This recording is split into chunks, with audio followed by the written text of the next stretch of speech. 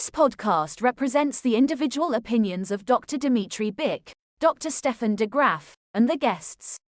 It should not be taken as medical advice or an establishment of standard of care.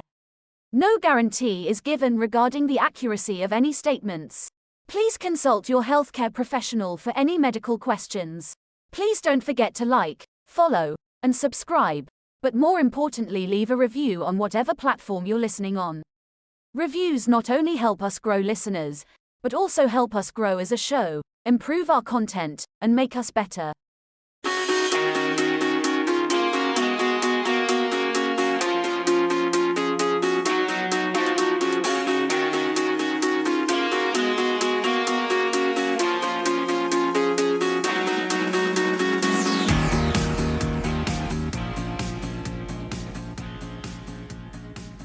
Steph, would you allow Britney Spears to touch you? That's a great question. My answer would be a little bit, I think there's echelon to it. Britney Spears from which period of her life? Okay. All right. So let's just put this out Okay, here let's right put it now. out. Suzanne is not here to reel us in. So we have no female direction today at all. Yeah. No psychological Okay. and no female direction. We're trying to get a psychologist to join us today, a female psychologist to wrangle us in. I don't know if that's going to happen. On that note, But- I have no comments. So you have no public comment on No the question comment. that I No had. comment. I'd rather No public have female supervision for that answer. Okay, all right. That's a fair answer. It's a fair answer. I will say publicly that I would allow Britney Spears to tap me on the shoulder in any decade. Okay. On the shoulder, to be precise. Shoulder, you said, right? She can tap me wherever she chooses to tap me, and I would probably turn around. We can ask Suzanne when she comes back to the podcast whether that's an appropriate answer at some point. But I'm sure I'll be fine. I'm sure I'll be fine. I mean, I've been tapped before in my shoulder. I've been tapped on my shoulder before too, but apparently that's not good enough for our great new savior in the NBA, who goes 2 for 13 in his debut. That's not good enough for him and his entourage. Who I'm not sure. quickly, I agree. I mean, I'm glad you mentioned the entourage because to be fair, I'm not sure if he had any problem with it because I don't think he had an issue until he came on camera and said that he said in plenty of details what he felt, what he thought happened, what he did, and then 2 days later, when I saw the clip, I don't think he even realized there was somebody behind him, according to the video I saw. So I'm not gonna lay on him. yeah, let's be fair to him. According to the article from TMZ, which is now following around the teenager who has done absolutely nothing Right. to warrant being followed around. But apparently this is what we do now, is we follow around 7'3" teenagers who are supposed to be good. But yeah, and then I will give him the benefit of the doubt because what he said and what I saw is two different reality. I mean, if you want to recap it, I think the news popped up, came out, and your phone went off, and supposedly Britney Spears. First, it was grabbed. What I read, Grabbed. Correct. Grabbed. Victor Wembanyama, whatever you pronounce his last name, Wemby, from behind.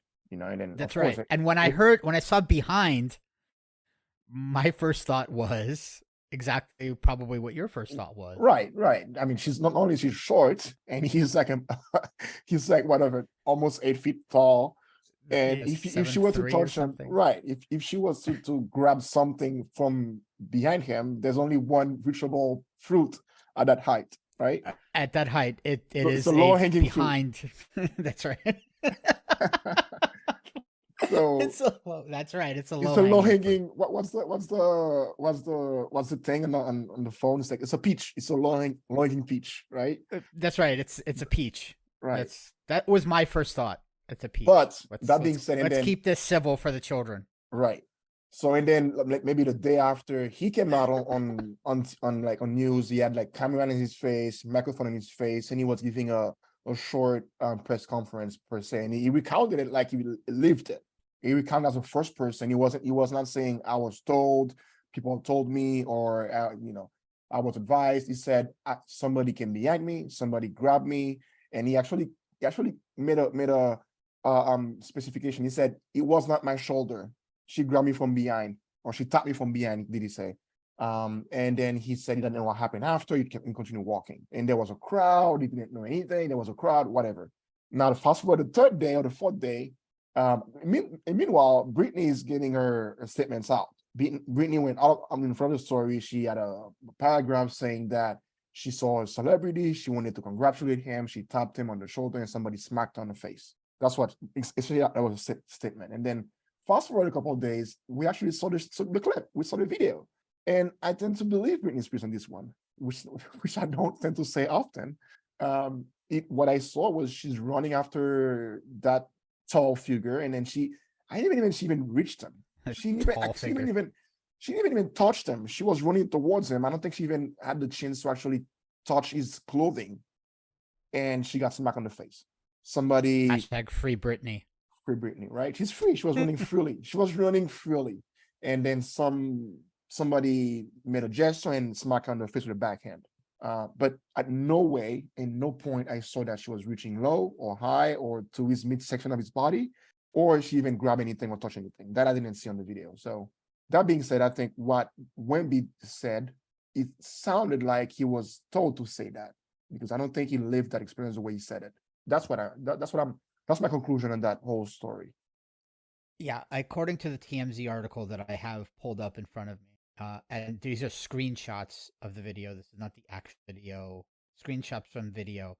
She's actually taller than I thought she was, because she actually almost gets up to his shoulders. She's about halfway up his back, which is a lot taller than I thought she would be. So props to her. Props to Britney for being tall. Britney Spears. I don't think she's tall. Well, taller than I would be compared to yes, correct. Correct. I would be near his peach. Let's put it that way. Right. From your perspective, I get it. From my perspective, yeah. Britney Spears and NBA phenom Victor Wembanyama have critically different accounts of what went down before his security guard slapped her, and video of the incident obtained by TMZ. Support Britney's version. Check out the video. You hear Britney approach Victor outside Catch Restaurant in Vegas Wednesday night, screaming in a British accent. Sir, why would she be speaking in a British accent? She does that all the time. I don't know. Now from England or something? Is she doing the Madonna thing? She does like to speak with a British accent. I don't know. That's her thing. That's fine. Okay, I'm going to take your word for it. Britney reaches up and taps Victor on the left shoulder. This is important because Victor describes Britney, quote, grabbing him, unquote. The video does not support that claim. You then see Victor's security slap her hand, and either his hand struck her face or made contact with her hand, and the force of impact caused her hand to hit her face. Either way, you hear the slap, as the police said. It did not appear he struck her intentionally. It was more him swatting her hand away. Britney's glasses flew off, but she did not fall, as she indicated. So it sounds like both people got it wrong. You know what? Yeah. It's one of these things where it's like celebrities do things to other celebrities. Is Victor Wembanyama even a celebrity? Yes. I mean, it's sold out of freaking Las Vegas arena for Summer League. It's sold out, and tickets were like, I don't know, $80. And then you had superstars in there, J. Cole in there, pop, everybody was in there. But anyway, I don't want to. I think that's the time that we should play the Goldwater soundbite. Okay, we'll play the Goldwater, because I was gonna say, for what I've seen from Britney in the past couple of years, as a psychiatrist, I'm not going to diagnose her, obviously not. But as a psychiatrist, there's some concern. Wait, hang on. Yeah, hold on. Please, be my lawyer. Hold on. Some rules weren't meant to be broken, but what if they're just guidelines? Time for Goldwater rules. All right, you're good. In parentheses, guys, we promise we'll have a full episode on Goldwater, because I think we get you building up the suspense. We're building it up. Listen, if there's any time to have a Goldwater episode, this would be the time, because there's nothing going on in sports but baseball. Marlins, by the way. We could wing it, but anyway. But if you probably Britney Spears would be one of the out of my on a whim, top 5, top 10 celebrity that would be subject to for a good good water rule, because she's been on social media since the thing ended, whatever the conservatorship ended, right? Because there's supposedly a diagnosis that she carries that it's been on the tabloids, been on the news, that she never actually consented to or confirmed. And she got her day in court against her family, right? And then she was, quote unquote, hashtag or whatever you want to call it, freed, because there was a movement, Free Britney. That being said, she was, well, okay, I'm going to be harsh. I would say she was unleashed, not freed. Right? All right. Okay. No, I mean, if you follow on Instagram, which is fine. I mean, a lot of celebrities get rowdy on social media. It might be the persona, it might be the likeness, it might be the way they want to attract fans. It might be a role she's playing. That's fine. But I reserve more comments. Just follow on Instagram. That's it. That's what I'm saying. And I don't think you need to have criteria or you don't have to have symptoms to diagnose. So I think if you follow her, you think something might be weird, at the very least weird. But yes, I would be concerned if I was somebody in a circle, and I'm gonna leave it at that.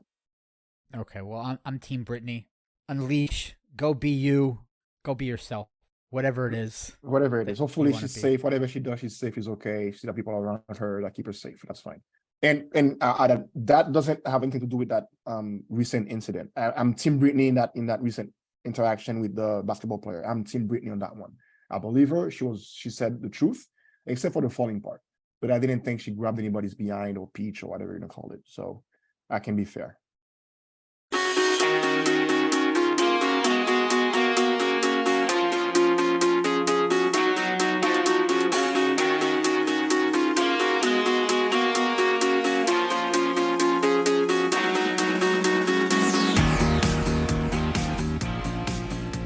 So, as I said earlier, it's actually a slow time in sports.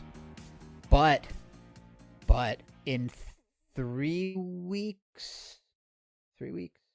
In 3 weeks, we will have Damian Lillard on 4 the weeks. No, not that. What are we going to have? What did you say? The Heat? Dame Lillard on the Heat team. Oh my God. You're talking about basketball again. Basketball's not starting till October. Dude. I know. I mean, I'm a Heat fan on a supposedly national podcast, so you're gonna get some nuggets from me from here. Okay, we're not gonna talk about Dame. We're not gonna do that. Is it Dame time yet? No, it's not Dame time. It's not Dame time yet. In 3 weeks, in 3.5 weeks, we're gonna get the Hall of Fame game, and football is gonna be back officially. And in 3 or 4 weeks after that, I think it's 50 days now, we're gonna get college football, and it's about time we started to talk a little bit about football. So we were going to do an NIL episode, and I think this is a better time to do it. And then we're going to do a CTE episode. Right. For people that do not get it, NIL, I guess if I'm not wrong, it's name, image, and likeness. That's right. Name, image, and likeness. And we're going to have a guest today who is a lawyer who deals with this thing and has written an article on it, and is going to explain all the legal ins and outs of it and how it transpired, and the O'Bannon case that sort of opened the floodgates on this. And there's been cases beyond the O'Bannon case in 2014 that opened that kind of flooded everything in this. Okay.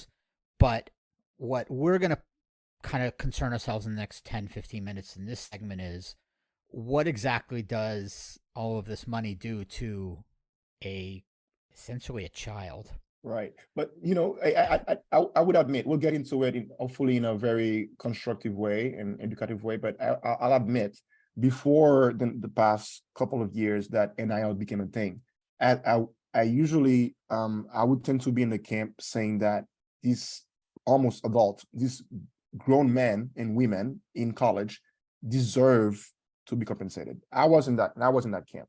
Right? Regardless of what the law now says or what people now think it's wrong or right, I believe if an entity, an institution, or a league is profiting from somebody, they should be compensated, because it's a $1 billion industry. There's no doubt about it. They're paying TV rights. They're on ESPN, they're on Fox. It's a $1 billion industry. There's ads. People are getting rich and richer with these kids, right? So that could be the if we set the table, that could be the premise why we say there was a contention, there was that they had to have arguments in courts, and Supreme Court got involved because it was such a taboo, such a like contested opinion that children or adolescent or teens should not be paid for sports, So I don't know where you I'm in stood. this camp too. Okay, good. I'm in the camp that they should be compensated too, but there's the camp that they're already being compensated with scholarships. Is it? Okay, I get it, but did you have scholarship? That's I didn't have scholarship. I know people have scholarship that couldn't even run. Were you an athlete? No, but scholarship we get for different things. If you're very smart or if you have aptitude in some subject, you get scholarship. That doesn't mean I can put left in front of right. The difference, what the argument against that scholarship thing, and I think it's ridiculous, to be honest with you. The scholarship argument is because yes, they're getting a free ride to school and they're getting room and board and all that stuff. But the NCAA is then also going and they're selling their pictures and their names in PlayStation games. Right. And jerseys and stuff like that. So that's if it was just, well, you go play football for us and we'll give you a free place to live and then free education. Fine, fantastic. But they're now going and they're taking their image and they're taking their name and they're putting it on a video game that they're now going and making money off of. Right. And that's different. And what they're saying is, and on top of that, what they're saying is, you can't do that. You can't now go and take your name. Right. You can't go on Instagram and promote yourself and go get, like Gymshark can't go and give you money for promoting that. You can't do that. Like, why not? Right. You can promote like Gatorade or whatnot. Yeah. So that's not fair. Like if the NCAA said, well, we're not going to promote your name, we're just going to promote the school and everything will be blank. No one's going to buy a PlayStation game with just the school on it. They want the players, right? Well, so, that's the contention here. And I agree with the players on this, but we're going to talk about that with the lawyer. Right. What I wanted to talk about here is, what does an 18-year-old do with a windfall of money? What does that do to the brain of an 18-year-old? I don't know that there is enough research on that because this kind of thing just happened. But that's where I mean, that's going to be a good debate. That's where I don't agree. Who are we to say you shouldn't be rich at 18? Nobody. Like there's children. I'm going to call them teens. There's teens out there. They have most of them have family around them to counsel them, right? If that's a concern, why not put counseling around them? Why not put them in some financial counseling program? Make sure that they know what to do with money. Make sure they invest well. There's so many things that could be done. Instead of saying, oh, you're too young to manage $1 million. Okay, say you're gonna get a check. This is a program that we offer all our students to get counseling into how to manage your finances, to make good and smart investment and not to blow your money. I'm going to give you the tools to be successful. I'm not going to tell you cannot manage $1 million. That's not fair, because we've had teams that in finances, in different majors, and that are not athletes, that can manage that money because they make money, because they're allowed to make money. That's where it's not fair. Those kids go to school with other teenagers that are in different majors or that are not athletes, and they see their counterparts. They see their classmates able to invest money, able to make businesses while in school, and some of them even very successful. They have startups. Some college students probably already making $1 million, and then I'm here. Supposedly I'm an athlete. I'm here. I'm traveling with the team. I'm on ESPN. I'm training. I don't know how many times a week. I'm missing classes, and I cannot make $1 out of it. What's the fairness about it? And I see somebody my age managing millions because they're allowed to do whatever they want. Well, I understand all of that. What I'm going to say is, when you give an 18-year-old $500,000, how does that change an 18-year-old? But who's the judge of that? In the behavior. It's I see what you're saying, but it's mostly behaviorally, like emotionally, emotionally. Right. That changes someone. And these people's brains it are not should. developed. The brain doesn't finish developing. And you're talking about someone and we talked about this last week when it comes to decision making, right? Teens' decision making are not any different. Young people's decision making is not any different than adult decision making when it comes to cold, thoughtful decisions. But when you put them in a situation when they're emotional about decisions, their decisions are more impulsive. So now you're handing these kids, 18, 19, 20-year-old kids whose brains are not developed fully, a windfall of cash that some of them have never had before. You know, some come from families that have, Right. but most of them have not.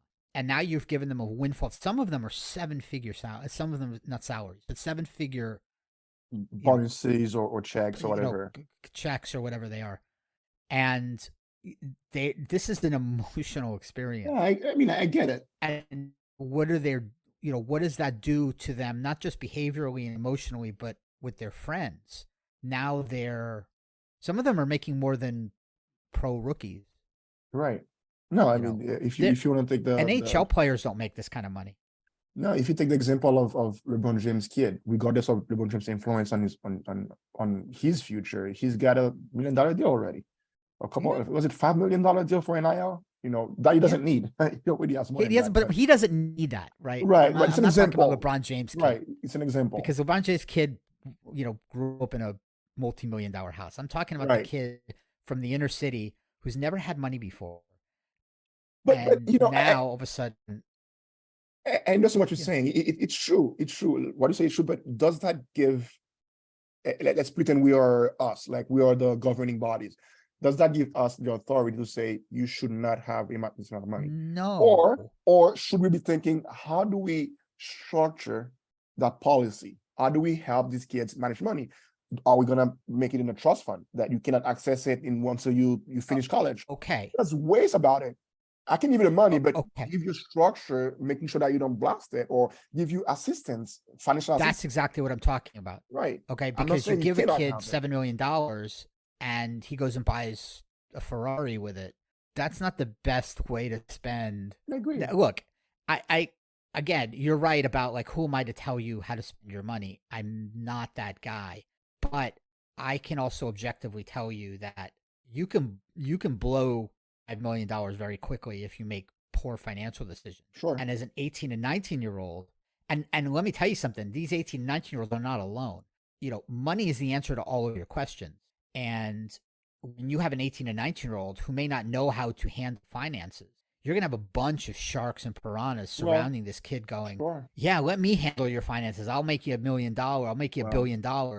And they'll take it from them and they'll, cryptocurrency and all this kind of nonsense. Let me give you another nugget. What about you mentioned inner city kids. What about the inner city kids that they have 5 brothers and sisters at home, 1 mother in the household, having 3 jobs, struggling to put food on the table, and then here's a kid that could bring in $1 million. Right? So and are they giving those things back? Right, but so let's say he decide, give me the check, I'm gonna give it to my mom, I'm gonna buy a house tomorrow. Who are we to say that's a poor decision making because he's gonna spend the entire money in one day for his mother? It's not. But are they doing that, or are they listening to the agents coming in and going, oh, here, you should invest it in crypto, and you don't have to buy your mom a house today when I can get you $50 million tomorrow and you'll buy a better house in 3 months. So you know what I mean? Like, there needs to be some. And I'm not saying you do it through regulation, because regulation could be worse. I'd say structure. Okay. I don't know structure. There should be some assistance. There should be some not guidelines, but some financial assistance to help them manage the money, invest, in a good way, and have the family, be a little involved in that. Like 18-year-old has the right, 17-year-old has the right to have the family, the parents be involved in the decision making. Like, I remember when I was 17, if I had something to buy and had the money, I would consult with my parents. That's who you trust, right? Right, but if the parents don't know how to manage money either, so it becomes a if, right? And I guess ultimately, my short answer would be they should not have access to that money. Now, what is the league? What are the governments gonna state governments, what will they do to help that process go smoothly, equitably, and making sure that those kids can make right decision, right? There's got to be some kind of assistance that I can provide. It's not only, hey, here's $1 million, don't be stupid. No, it could be, here's $1 million, you can access it for that, for this, you can only spend on that kind of expenditure. You can have access to a financial advisor, you can have access to a banker, and you cannot buy it on alcohol, you cannot buy it on this, on that. There's got to be some structure. Or you can only access it when you're 25. I don't know. Or when you finish college. I don't know. There's got to be a way to get the money and not be, and not let them spend the money stupidly, right, if you want to say it. Okay, but again, that's an opinion of like what is stupid and what is not. Right, correct. But then again is who decides what that is, right? Right. But it's got, like an 18-year-old, a 19-year-old who's never had money. And again, look, if he wants to go spend it on cars and houses, it's a free country, and it's a free country. They're considered adults, right? We might not like the mind that, look, I do capacity evaluations all the time, and I tell the attorneys that come to me and say, well, this person wants to make a bad decision, they don't deserve to have capacity. I tell them all the time, you in this country are allowed to make bad decisions. That doesn't mean you don't have the capacity to make them. And I am of the mind that if you are making bad decisions, that doesn't mean that you shouldn't be allowed to do that. So if the kid wants to go blow $7 million tomorrow at gambling, well, fine, but that doesn't make it good. No, make it good you're right. Decision making. You're right. And I just, it feels wrong to not have at least some option available to say, look, you're getting this check. Here's an opportunity with people that have been known to be reputable. You can go do what you want with it. You can go buy whatever you want. But here's another option where you want to go and get your mom a house on the outskirts of Philly. You know what I mean? Shout out Will Smith. Fine, go. That's a great idea. Okay. Now here's a real estate agent that's going to help you with that we have vetted, think is, not going to charge you 20% commission. Or the league would pay for the services. Or the league will pay for it. For the services, right. Yeah, exactly. We pay for financial advisor, for real estate, for bankers, all kinds of stuff. Right. Yeah, exactly. And then, once you do that, here's these 4 financial advisors, not one, right? Because then it feels like collusion, right? These 4 different financial advisors that we've vetted, or firms, financial groups, firms that we've vetted that you can choose and meet with, that we think will help you manage the money. Fair. That sounds fair. And if they say, no, I don't want financial advice, I'll do it myself, then okay, then that's the choice they made. But to not even have that, and what's happening now is not any of that stuff. What they're doing is they're like, you can't do this, can't do that. And they did with the Kavanaugh twins in Miami. Of course, Miami is the place where they like. Right. I mean, the argument that is like, you cannot have that much money because you're young. It's just an argument. No, it's not an argument. I don't agree with that either. If you have a concern, doing is they're like, you can't have boosters coming in and giving you money. Well, it's been happening for 40 years. Now it's just out in the light, right? Instead of being like, oh, we can't have boosters doing this, why don't we just like find a system where it's like good for, you know what I mean? But that's not what the NCAA is doing. They're always trying to get control over something. Instead of trying to make it good, they're trying to make it. It's so blatant, punitive. It is so grotesque the way the NCAA make money. Like, it's a March Madness. There's no other sports on TV. It's all teenagers playing basketball, or when it's college football time, it's all kids playing football on TV. So the amount of money that's generated for you to say, oh my God, it's incredible. I mean, it's like, I wouldn't be able to stand in TV and say there's not enough money to give children to give these kids. When you were saying billion-dollar contracts with TV deals, it's just like, it's mind-boggling. And the coaches, are making millions. The coaches are making millions of dollars. Yeah. You know, it's crazy. Yeah. They, You can't tell me that you're not going to allow a player to go out and be an influencer on TikTok or Instagram, you know, and sell whatever, Gymshark, Gatorade, whatever. Right. And the coach is in there. What's Saban making? Yo, Saban got to media members every week. Saban, I forgot the exact number, but he had a contract he signed, the last contract he signed. They also gave him a boat, they gave him a private plane, and they even paid his mortgage for him on top of the contract that he had. $10.95 million in 2022. And all the perks. I think it was a private plane or a boat, I forgot. And his mortgage was paid for. It's ridiculous. I think he's the highest paid public official in the state of Alabama. I mean, it's and you know, but like the entire cost of the contract's almost $100 million. Almost. Right. It's like, so, and the kid can't go and sell Gymshark on Instagram. Right. I mean, it's ridiculous. $100,000. It's like I can't. And instead of offering them opportunities to grow that money and be secure, they're like, you can't have a guy come and give you a dinner at their house.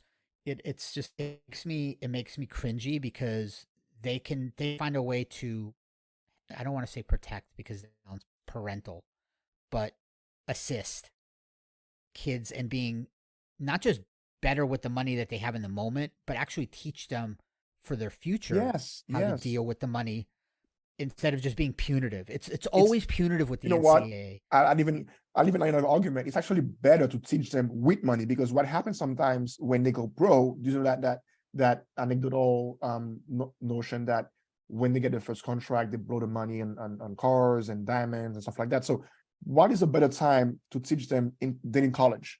Here's a couple of million. We're going to teach you how to manage money. So when you become a pro, you know exactly the step to take to have good investment, to have a financial advisor, to do the good banking decisions. You helping the kids, because at some point they will have that $1 million. They will have those $5 million, and you want to make sure they learn something in college, right? So you could be altruistic in saying, we'll give you money, we'll teach you how to manage. Should you want that advice, it's there for you, right? Should you want to know how to invest money, how to know about your taxes, how to know about real estate, how to know about savings, then let's do it in college. You know, so when you become an adult, you know what to do. That's right. And as a former college Division I athlete, I just want to point out, super jealous about all of this stuff, and that I wish that I was an NIL athlete. I was born in the wrong decade. Were you in track and field? I once scored 4 touchdowns in a football game. No, I was a track athlete. I probably would not have gotten NIL money because I sucked.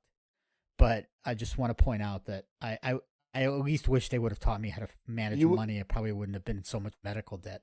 On that note, you would not get NIL. You would get NIL money.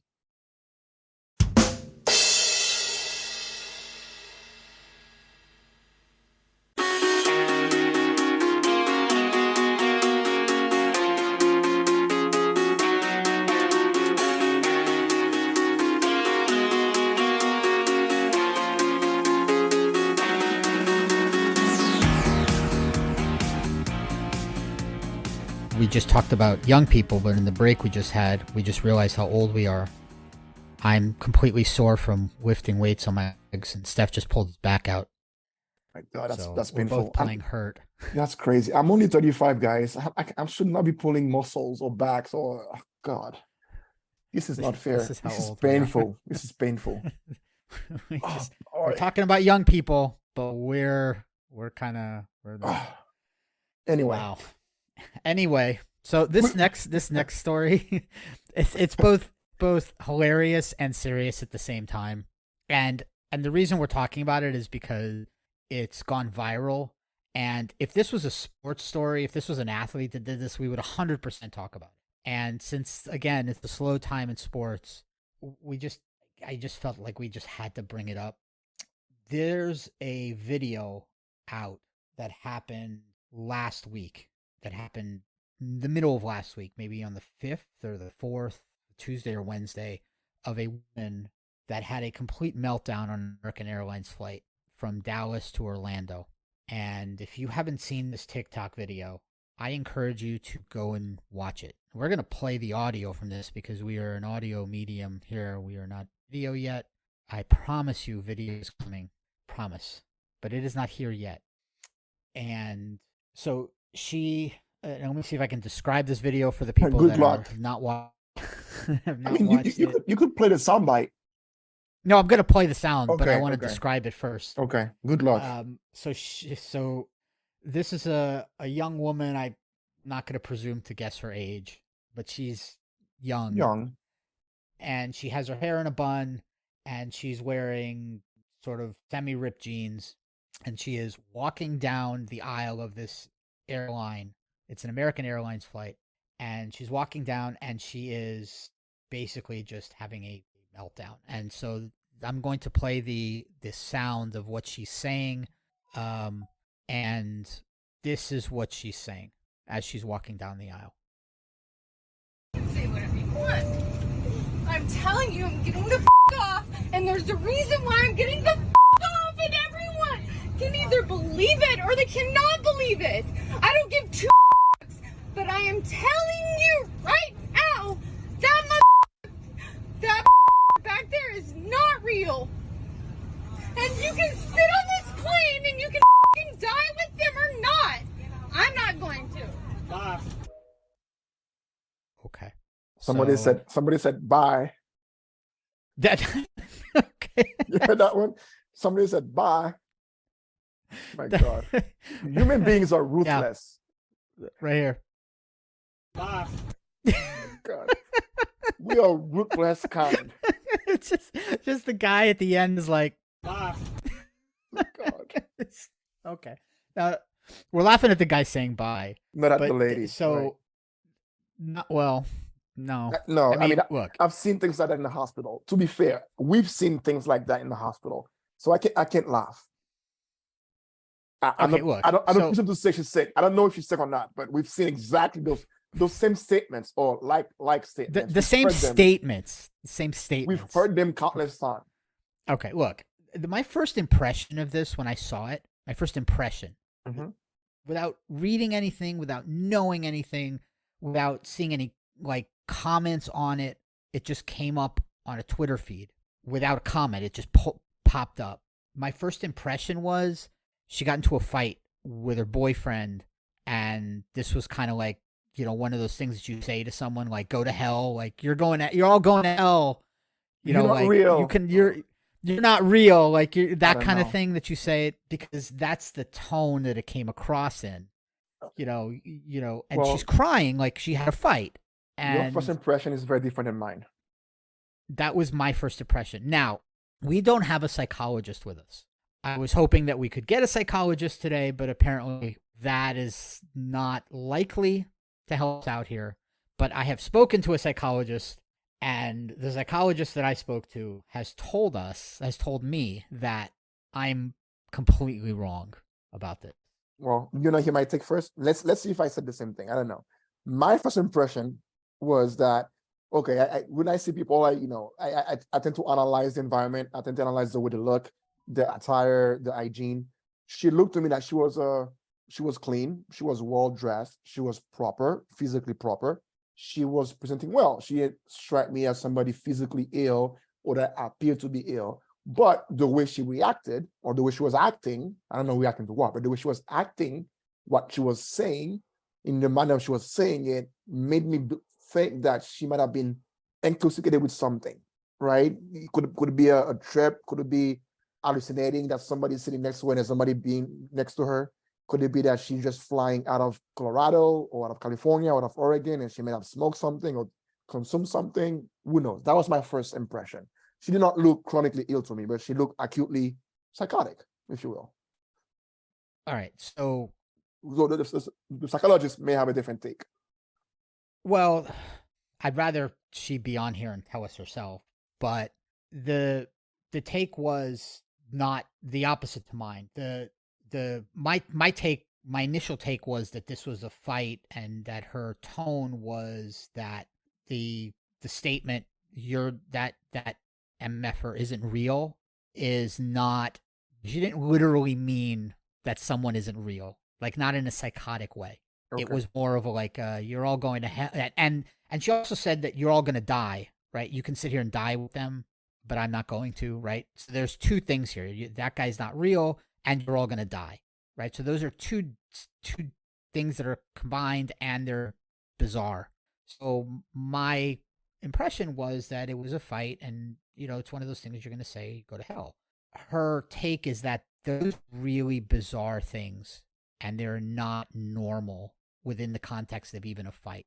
And so her answer to me was like, if she was taking a Rorschach and she said those things, that would be a bad answer on a Rorschach, and that would require follow-up questions and more, I guess, introspection about like what's going on. And again, I don't do Rorschachs, and that's why I wish she was here to explain that to me, because I have more questions.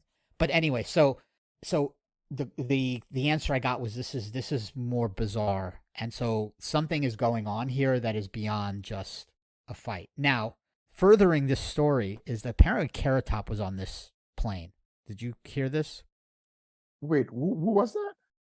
Carrot Top, the comedian. Oh, no.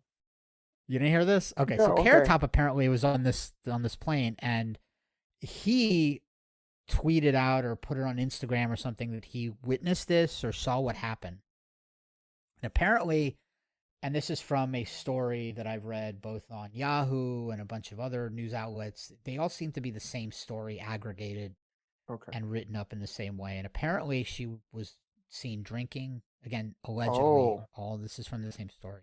And that there was a fight over her AirPods. She lost her AirPods, and she accused someone of stealing them, and that's when she had this meltdown. Okay. So there was some substances involved. I'm not too far out. And just as I thought we weren't going to have help here, we actually do. Our psychologist is here. Our psychologist, the reluctant sports fan, is here to help us out. I don't want to watch this. Is there anything else on? Time to get the best opinions in the podcast industry. It's the Reluctant Sports Fan. Maria, thank you for coming and helping us out with this story. Of course. I was just saying that you had mentioned to me about what you thought of this unnamed lady on the plane, and what you thought, what you thought she meant by this guy in the back isn't real, and you're all going to die, and what that meant, like on a Rorschach, for instance. And I'm completely out of my element when it comes to these kinds of psychological tests. So can you explain to the people what that is? So what we were saying, because so the conversation yesterday was that you were saying that, in your opinion, what she was saying was just, I don't know, weird, or I don't remember how you phrased it, but my point was that no, it seemed like it was not reality based. And I compared it to like a response in a Rorschach, right? And a Rorschach is an ink blot test that is used by psychologists to determine personality characteristics or mental illness or other mental health concerns. It's not, it has some, let's say, scientific backing, but it's not really used as often anymore because it's really too subjective. But different types of responses can be given on the Rorschach. You can have typical responses, which most people would give. Let's say if they see an ink blot that looks like a bat or a butterfly, they would say, oh, this looks like a bat, this looks like a butterfly. Okay, those are very kind of typical, usual responses or ordinary responses. And then there's unusual responses, which, it doesn't necessarily mean like a psychotic process. It just means that maybe somebody's creative, or maybe somebody, I don't know, reminds somebody of seeing something that is very particular to them. So it's not necessarily not reality based, it's just unusual. And then there's responses that are very, very hard to code because they are kind of psychotic. Like I can't come up with anything from the top of my head, but like maybe a ghost or a reptilian in a green hoodie. Right, exactly. Exactly. So like the way that she came across to me seemed like more than an unusual response to Rorschach. It seemed like not reality based. So it wasn't like she was just being weird or quirky or strange or acting like a Karen, right? Which you thought first, right? That maybe she was like, well, not that she was a Karen, but like that she got into a fight with her boyfriend. right. That's what it came across, because the tone. What I said was that people that see things that they think are not real, for instance, which is what she said. I've seen in hospitals, they're literally cowering in the corner and pointing at things pointing at things. And I'm asking them, what are you looking at? And they're cowering in the corner, like frightened, like they've seen a demon, and like in a horror movie. And she was doing this, that guy is not real. And you all can kind of like this, like performance art almost. And it almost seemed like someone who was, and that's the way, again, initially it came across to me. Now, you have the different take to, she could have been, like Steph believes that she could have been on a substance. That's what I thought. Because I was saying, my point was she looked physically put together. She looks clean. She looked like her hair was well done, dressed well done. She was on a plane. Supposedly, she may have had to go to a counter, be normal enough to be accepted to buy a flight ticket. No, she looked like she was somebody that could go through normal life. But something happened. She became erratic. She was yelling, and she may have said things that were not reality-based. That MF is not real. And to me, it's like, okay, looks like a trip. Looks like somebody consumed something before it took the plane, and then 2 hours later it hit, right? That's what it looked like. Right. Right. And there could be so many, I guess, reasons behind what we saw, right? But I think what we saw, because the idea is like, okay, is she being like a Karen? Is she being like Florida woman? Right? Florida woman did something. Yeah, that's great. She probably was flying to Florida. Yeah, it was. It was to Orlando. Oh my God. It was to Orlando. Yeah. It's exactly what it's the exactly Florida woman. Right. Florida woman, get out of plane. Florida woman. Yeah. I don't know. She was flying from Texas, so she might be a Texas. I don't know. Texas right? woman. Like that's the question. Like, is it Florida substance? And I think. I mean, I don't think she was just drunk, because again, someone that is drunk, it's rare that they would have such a reaction. I think it was some sort of psychotic process. Yeah, macropsychosis, like macropsychotic episode. Yeah, I agree. That's what I thought. She did not strike me as drunk. She was walking steadily. She was not slurring her speech. She, physically she looked well physically. Well, but according to TikTok now, to TikTok, must be true then. She, according to, and I want to get this right, according to Kelly, the magical medium, she definitely thought she had a vision, and she definitely saw something, because when you drink, drinks are called spirits, and so when you drink, you see spirits, and you're more likely to see spirits. So that is according to Kelly, the magical medium. On TikTok, so she definitely saw something. Yeah, if you're drinking magic mushroom tea, yes. Okay. But yes. I've drank spirits for at least, I'm 35, for at least, I don't know, I'm not gonna say when I started drinking, but I've been known to drink spirits before, and I have not seen any spirits. So you haven't seen spirits? Have you seen a reptilian in a green hoodie who is blinking sideways? Because that is the other thing that's going around TikTok. The other thing that's going around TikTok is that she's vanished. Oh yeah. She vanished?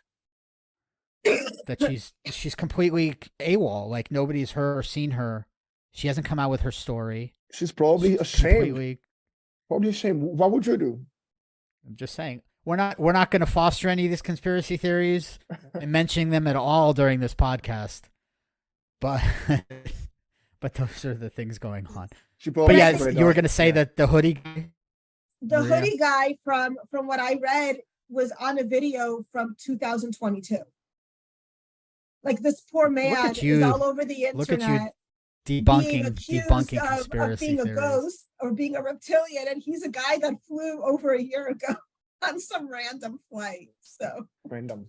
Look at you debunking. Anyway, thank you, Maria, for coming on and giving us expert opinion. the expert. And now that you're here, by the way, and have a female perspective, is it appropriate to say? Would it be appropriate to say that it's okay for Britney Spears to tap us? Where? Just in general. Okay. Yeah. Sure. Now. All right. Thank you. Okay, we are vindicated. You did not say a full sentence. That was sweet. You left the essential part of the questions out for a reason. You know what? We're gonna go with it right now because yeah, we're gonna let the listeners decide. You're Team Britney. Thank you, Maria. You're welcome. Thank you. All right. Bye. Bye. Bye.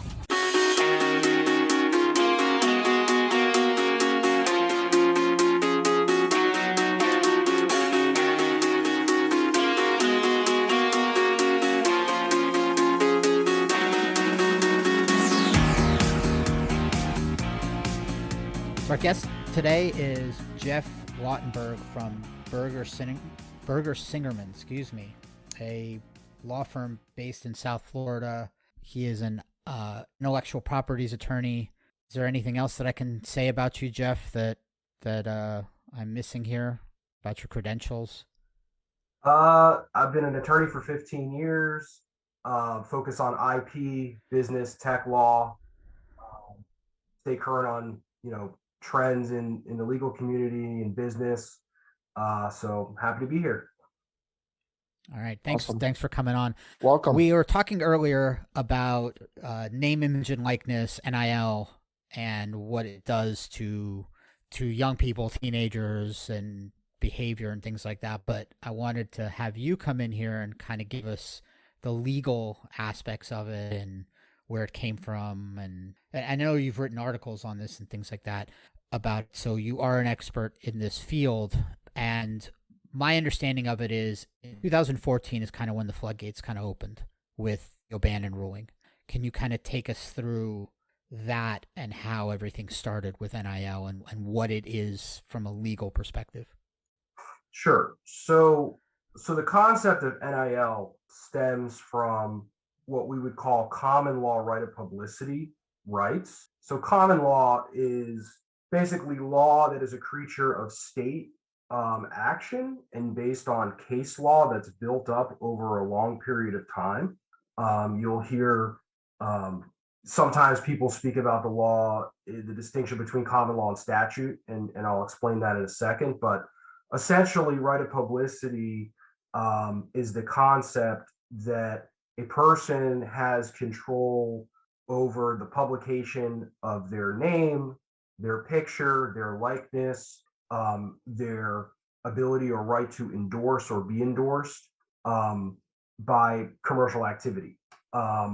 Most states now have right of publicity statutes. For example, the state of Florida has a statute, I think it's 54008, which is a very general statute, which essentially says that a person has a cause of action against another if the defendant uses their name or likeness without permission in a public way that's published. And generally, the statute is geared towards redressing commercial misappropriation of a person's image. For example, if you are photographed coming off a cruise ship and the cruise company runs that photograph on their website, in most cases, they need to get your consent to publish that photograph because the cruise line is using the photograph for commercial purposes, right? And there's some limitations in statutes that relate to how long your rights last after death, which can be important for public figures. And of course, like anything in the law, there's many exceptions to the ability to enforce your right. And so it's created this interesting concept, but it's basically just boils down to the right of a person to control the dissemination of their own self for public or commercial purposes. And look, if you go back to O'Bannon, okay, really what O'Bannon deals with is, and what the NCAA has struggled with, and amateur athletics in general has struggled with, is whether unpaid athletes meaning they don't get a W-2 paycheck or, actual wage, whether they should be considered employees or independent contractors, right? Because generally under the law, and again, we're going to a different aspect, which is employment law, but it's important. If you're classified as an employee, your employer owes you many more duties than if you're just an independent contractor.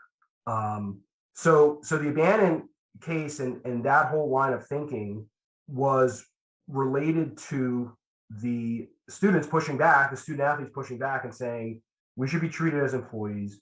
We should get benefits. We should have, for example, medical coverage after we go bang our heads against other college athletes for 4 years. They want to get paid, and there's been a pushback, and that's where that all stems from. And for 100 years or 150 years, the thinking was, you're not an employee. You're here by the grace of God. We're offering you a scholarship. You're coming here to get an education, and that's what you're getting in exchange for being an athlete on our team. But they didn't get employment. Bannon didn't give them that. They didn't get it. But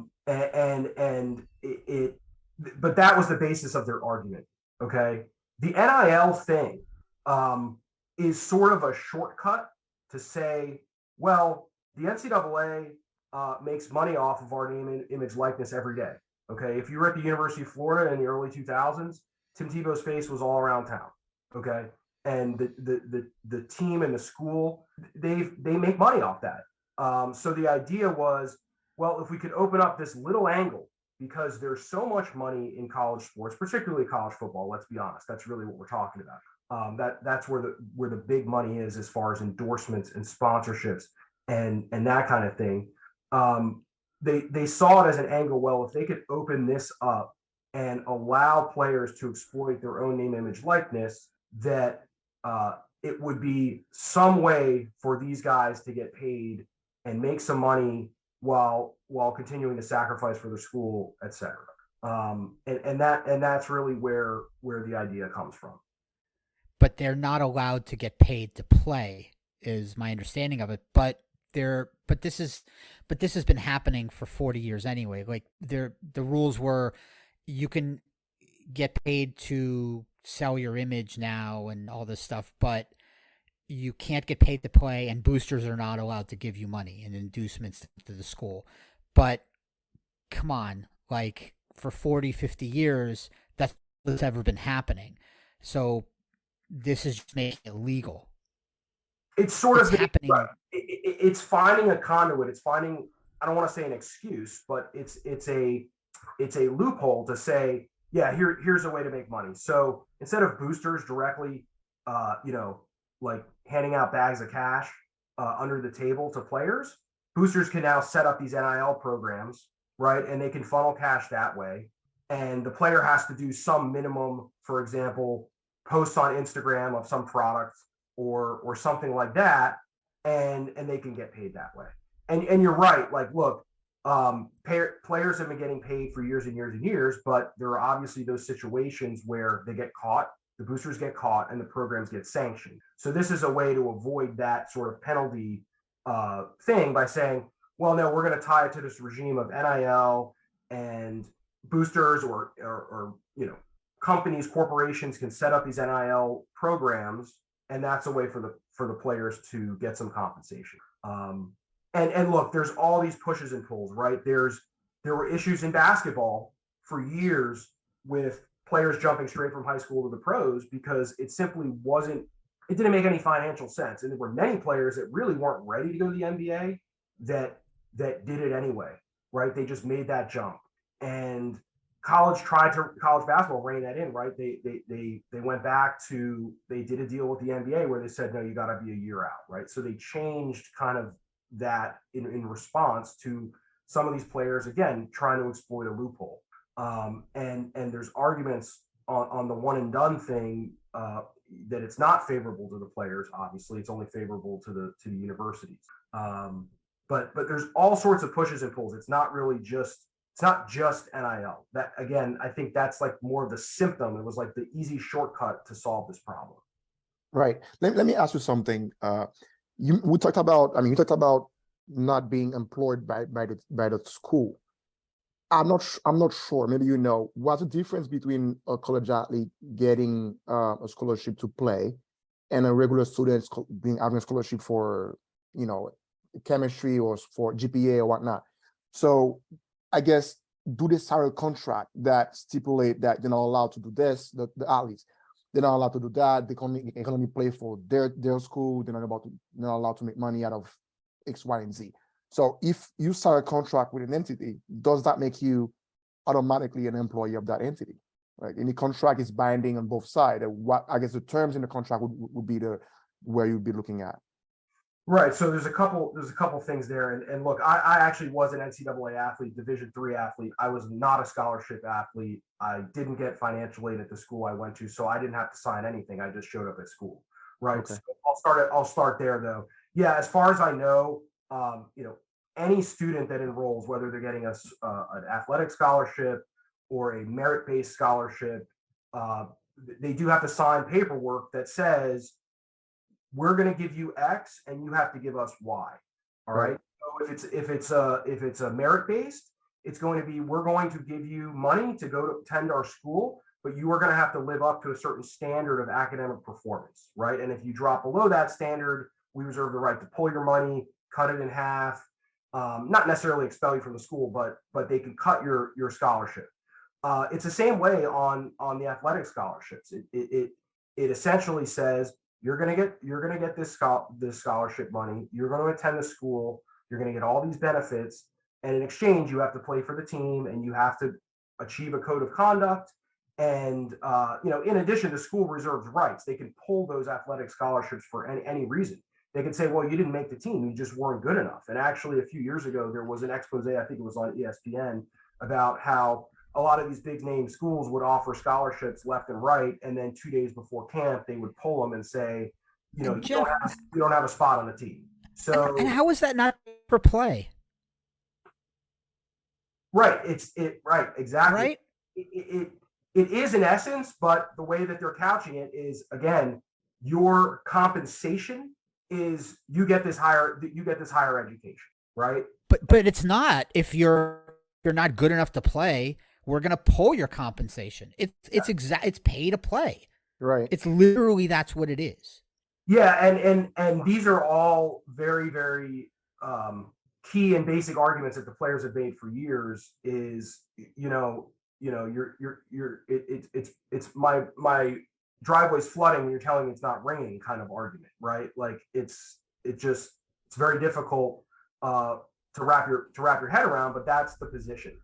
I guess the school is saying you can only play for us. We are the only one that can pay you. Nobody else can pay you. Yeah, obviously there's the exclusive thing, and right. Also limitations on, okay, you sign this scholarship, you can't transfer to another school right. unless you satisfy these conditions.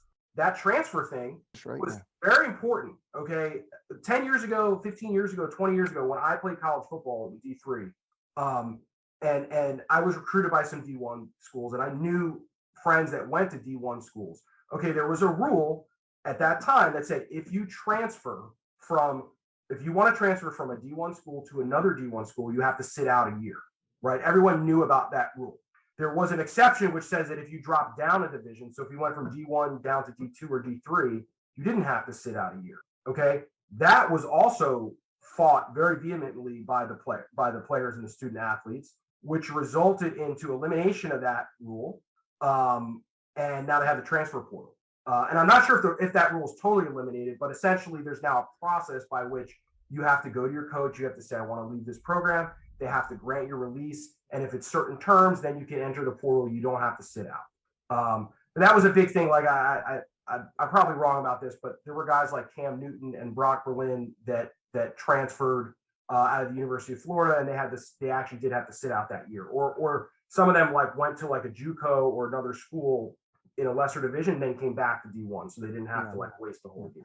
So maybe not to go too long into the law, but in constitutional law, is there anything that would put at a place saying they have the right and the freedom to pursue payment from X, Y, and Z company or brand? Isn't it infringing on their liberty to earn money? I think Dimitri and I was talking about what's fair and what's not fair. Who's to say that you're too young to make $1 million. You know, that's infringing on your liberty as an American. So where does constitutional law cross with collegiate, bylaws or NCAA bylaws? Look, it's not necessarily a constitutional issue, because when they sign that contract under the traditional format, it says explicitly you're now part of the NCAA. You're not allowed to take inducements. It's a matter of contract at that point. Gotcha. Right? It just seems like it's bigger than something because the NCAA is so big and there's so many athletes and there's so many schools that you think, well, there's a bigger issue here, but it is a matter of contract. It's a matter of rule, right? And this has been pervasive in sports forever, right? The question of employee, independent contractor, and whether the restrictions in these scholarships make it so the person actually should be classified as an employee, right? Look, in the world of employment law, which I'm not an expert on, I have partners who are experts on, but I deal with it here and there. Big companies, big corporations tend to want to avoid the classification of someone as an employee because it puts such a burden on the company and the corporation as far as what duties they owe that person, right? So it's to their benefit to try to have it classified as independent contractor or something else, right? The other thing to remember with college athletes in general is just it goes back so long where it's a pretty ancient, amateurism is an ancient concept of you don't get paid for whatever sport it is that you do. And at the time that you start getting paid for that, you're now a professional and you're no longer eligible to play college sports, get your education, etc. There's just a line drawn. And you see that in a lot of sports. You see it in golf, tennis, a lot of those kinds of things too. But it just seems like a control mechanism and collusion between a governing organization and the schools that they're supposed to govern, that says, well, we're going to allow you to give them money for this thing that you can then have the right to take away from them if they're not giving you the thing that you're giving them the money for, which is, and then they're going to turn around and say, okay, well, we're going to give you the right to give your name and to go and make money on your name and everything, but we're not going to allow these people to go and pay you to play. But that's literally what we were doing, like, for the last 100 years. So we can do it, but you can't do it. Right. And then they're going to turn around and then it becomes the Wild West because everyone was doing it anyway. And now they're just doing it, quote, legally. And then they're like, oh my God, everyone's doing it out in the open and we don't like the way it looks because now we're not controlling it. And so we're going to go to Congress now and have Congress come in and the feds come in and go, you can't do this. We want it back the way it was. And now they're trying to get the feds to come in and put and hold and make the rules the way that we originally wanted it, which is like the boosters can't do this. They can't create collectives, which is just basically boosters coming together and putting, businesses together to give players these things. And they want the government to come and save them. So it just seems like the NCAA they're always being punitive rather than being helpful. Right. So I think we all know what the motivation is, right? It's always about money, like everything everything in this country in particular, it's all about money. I'm not a strong critic of the NCAA or really either side of this, but what the NCAA is reacting to. Hang on a second. You're not a strong critic of either side of this? Look, is that a lawyer's answer, Jeff? It is, but I also struggle because, my experience in college athletics is completely different. I didn't get a scholarship. I was at a small school that I basically chose to go to because I wanted that education and I had an opportunity to play football there. I wasn't in the world of, I had 10 letters from 10 D1 programs and I don't fully understand all of those dynamics, but I know people that were in that. And they do offer so much and there's a lot of opportunity if you want it, but you also have to consider that a lot of the players, even though let's say college football, even only 1% of the players make it to the NFL, right? They all think they're going to make it to the NFL. So they're not really thinking long term. They're thinking about football. They're not really thinking about, and this is a blanket statement. They're not thinking so much about what is the worth of that education, right? That's not what's clicking in their mind. They're seeing it as an opportunity to go play ball. And again, that's probably an overgeneralization. So you have to think about it from both sides. But look, the NCAA, what they're really reacting to is that several states have passed their own legislation specifically that went beyond their own right of publicity statutes, which are very general. They cover the three of us on this call, right? The passing specific statutes on what colleges and universities can do with respect to NIL, and actually giving them more freedom, and in an effort to shift the balance over to their state, right? So if Arkansas is sitting there and Alabama, the state of Alabama is a powerhouse as far as Auburn and University of Alabama and all this stuff, and they said, well, if we could pass this NIL statute and make it a little bit more enticing to come to the University of Arkansas or the other state universities because we have these more flexible NIL laws, then they're going to do it. And that's what the NCAA is reacting to. Because remember, the NCAA is all about uniformity, right? Everything is under the guise of, or the perception of uniformity, fairness. Everyone's treated the same, even though we know that's completely. But it's not true. Because even in Division I, there's so much disparity, right? But the idea is, well, we don't know how to react to this. We don't know how to govern our our 50 state. I don't know how many members there are in Division I, 250, university program, our association, when all these states can do all these different things. But if they cared about parity, they would stop creating super conferences, and they would stop allowing Alabama to spend $10 million a year on their coach.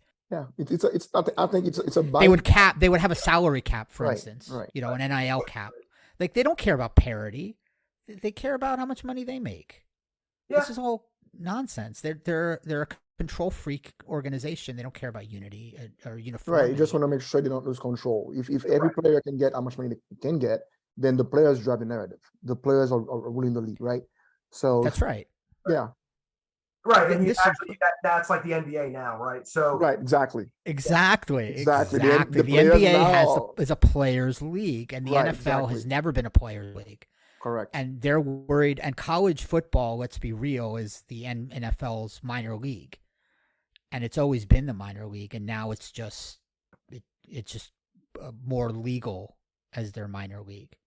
Yeah. Look, there's been more change and chaos particularly, again, we're focusing so much on college football, and of course there's plenty of other sports, but there's been more chaos in college football over the last 5 years. There's been more change in the last 5 years than there has been probably in the prior 50 years, because you've got NIL, you've got the transfer portal, you have so much attrition and mobility amongst coaches and players that it's really there's so many moving targets, and it's like, seems to me like each one of those things was something in isolation that they said, yeah, that sounds right, but then you put them all in combination and it's just absolute chaos. It's chaos. Right. That's what the NCAA is saying. Well, their position is sort of like, well, you told us we had to fix this, so we fixed that. Then you told us we had to fix this, we fixed that, and now look what happened. It's just a jumbled soup of craziness. There's no predictability. Coaches complain too all the time, and you've seen coaches speak out for and against NIL, and a lot of them, the losing one, the one that can't recruit. Right, they can't recruit. They're losing players. Of course. Or the ones like Saban, who had a monopoly on recruiting, and now it has become a little bit more parity where schools like Miami, who never had any money, now have a booster who's got $1 billion, who's going out, and they're I don't want to say they're buying players, but they have more money to spend NIL money on. And now he's like, well, now I can't get this guy because Florida came in with a bunch of money. Or you don't see Deion Sanders crying about it. Yeah. There's also the practical effect of just the coaches from a day-to-day basis, they don't know what their roster is. They don't know who they have today, tomorrow, or next week, because a player could just have one bad practice and be like, I'm just going. Yeah. So yeah, you know what? Cry me a river. Yeah. With these people. Be a good coach and good benefit, and then player will stay with you. If the other coach offering more, then they go, well, but they get more.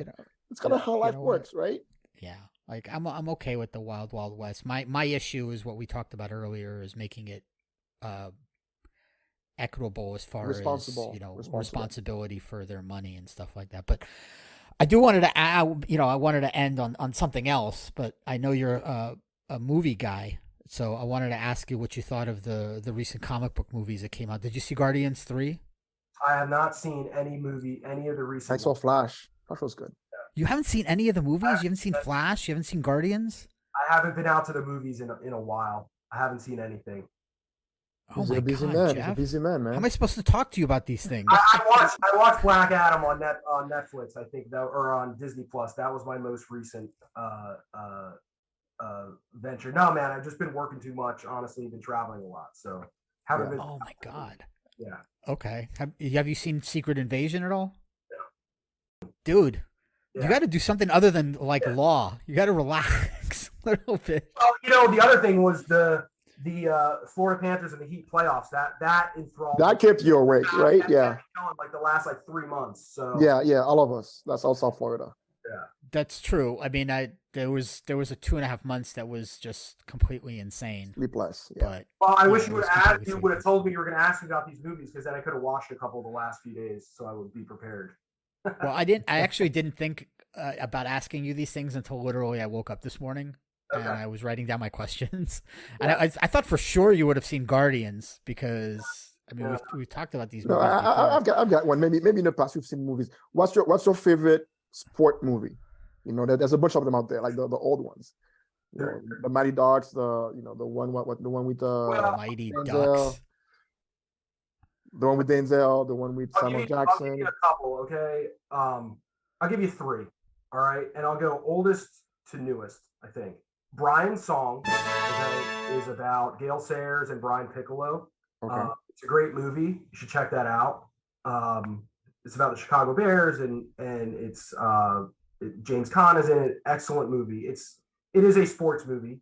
The second one is The Program, which I think is highly relevant to this conversation. Definitely recommend The Program. It was ahead of its time.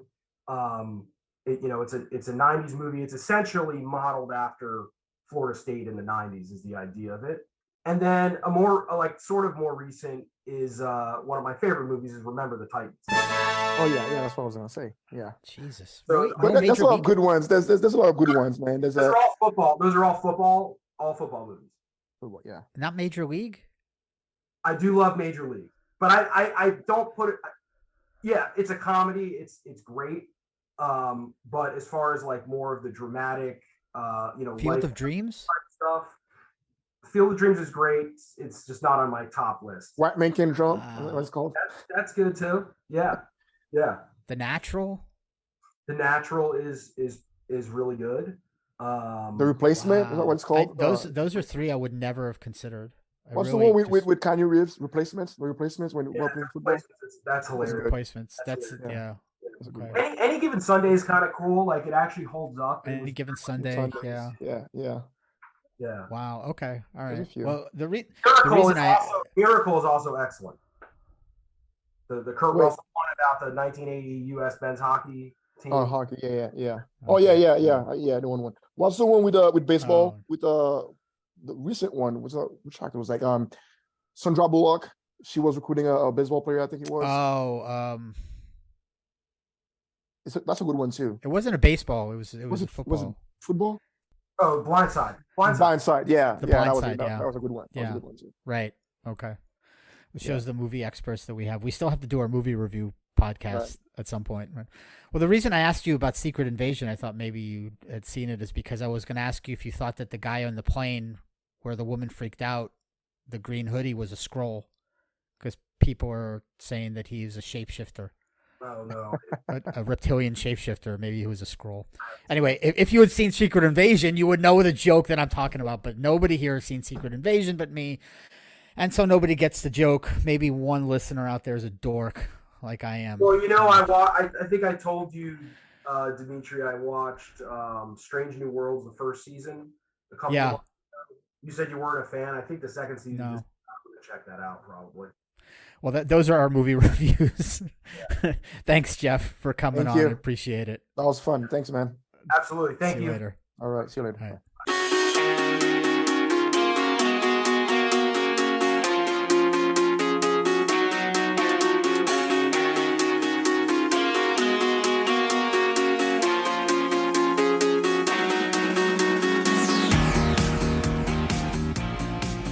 All right. As we always do, mental health tip of the day time. Day full of hiccups? Need a shake-up? Listen up. It's Dr. Bick and Dr. DeGraff's mental health tip of the day. Brought to you by our good friends at NIL. NIL, right? NIL. the same thing I would have gotten as a D1 athlete. No one yet. So one day there's going to be somebody or some company with the name attached to MHToD. That's right. You can sponsor the mental health tip of the day or something else. We're not sponsor whatever you want. We're flexible. Yeah, anyway, put your name, mental health tip of the day. Put your name on a good cause. TOD. Hashtag MHTOD. What do you got, Steph? Mine is really simple. Like in the summer, I'm looking at the window. It's sunny out. If you're in Florida, you go on the beach and you enjoy the water. So keep that in mind. Waves, right? You see waves. They always come down. So when people come to me and they tell me in my office that, oh, doc, I've had a terrible 3 or 4 months. My so-and-so passed away. I lost my job. My car is in the shop and, blah, blah, blah. And I'm like, seems like you're riding a wave. Seems like you're riding a high wave. And what I tell them is like, listen, the waves always come down. Never seen a wave in my life, one wave that stay up. It will come down. Water will be, tumultuous, but sometimes water is very calm, right? So whatever you're riding right now, whatever issues you're going through, you feel like the world's throwing bricks at you, stay on the wave. It's going to come down with you. Be confident that it's not going to last forever. There's going to be calm soon. So whatever you're going through, it's not forever. Ride the wave, you come down. Ride the wave like a surfer. Yeah, if you can. Now, the second part, the second part in therapy, I teach them how to be a surfer. I listen, you're going to be steady. You're going to, get control of everything around you. There's some things we can do to make that wave, that ride smoother. And my analogy is that after we finish our session, see yourself as a surfer. So you surf and then you go smoothly, gracefully. That's when you get in control of your issues, right? So that's the goal. That's great. Sometimes you run into that 100-foot wave in Portugal. Have you seen that show? No. Is that a tsunami? The trailer, the 100-foot wave. You should see that trailer. Sometimes you run into that 100-foot wave. Hopefully you stay on top. Hopefully you'll stay on top of the wave. Stay on top of the wave. Yeah. And ride it out. Great. That's right. Thank you, everybody. We'll see you next time. Don't forget to like, share, and again, the most important thing is to write a review, a written review for us. We appreciate it. It'll help us grow and let us know what we're doing right and what we're doing wrong. And it will also help. It will also help destigmatize mental health. This is a fun show, but the truth is that we're trying to make it acceptable to talk about mental health. So share, tag us, comment, whatever you want. It's going to help the cause. Thanks, everyone. We'll see you next time. Take care. The previous podcast represented the individual opinions of Dr. Dimitri Bick, Dr. Stefan DeGraff, and the guests. It should not have been taken as medical advice or an establishment of standard of care. No guarantee is given regarding the accuracy of any statements. Please consult your healthcare professional for any medical questions.